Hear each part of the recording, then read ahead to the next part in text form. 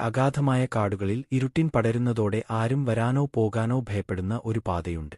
ആ പാതയുടെ നടുവിൽ അമ്പരപ്പിക്കുന്ന ഒരു പഴയ വീടുണ്ട്. ആരും അത് സമീപിക്കാൻ പേയാക്കാറില്ല. രാത്രിയുടെ ഒരിടവേളയിൽ അജയ് എന്ന യുവാവ് ആ വഴിയിലൂടെ ബൈക്കിൽ യാത്ര ചെയ്തു. കനത്ത മഴയിലും തണുപ്പിലും വഴിതിരിഞ്ഞ് ഒരു നിലാവിന്റെ ആലോകത്തിൽ ആ വീട് കാണപ്പെട്ടപ്പോൾ ഒരു ശബ്ദം കേട്ടു. ഇവിടെ നിന്നെ പോകരുത്. അജയ് ഭയന്നു. എന്നാൽ മഴയിൽ അടുക്കാനുള്ള ഒരു അഭയം വേണമെന്ന് കരുതി അപ്രത്യക്ഷമായ ആ ശബ്ദത്തെ അവഗണിച്ചു വീട്ടിനകത്തേക്ക് കയറി. കാത്തിരിപ്പിനിടയിൽ പെട്ടെന്ന് വിളക്കുകൾ നിലാവിന്റെ വെളിച്ചത്തിൽ കത്തിയതുപോലെ തോന്നി. ഭിത്തികളിൽ കരിഞ്ഞ പാടുകൾ, കീറിയ മറൈകൾ, കാഴ്ചയിൽ തന്നെ വിറയ്ക്കുന്ന അവസ്ഥ. പെട്ടെന്ന് ഒരു സ്ത്രീയുടെ കരച്ചിൽ, ആ കുടുംബത്തിൽ മരിച്ച ആ യുവതിയുടെ ആത്മാവിന്റെ ഹൃദയവേദനയുള്ള നിലവിളി അവിടെ മുഴങ്ങുകയായിരുന്നു.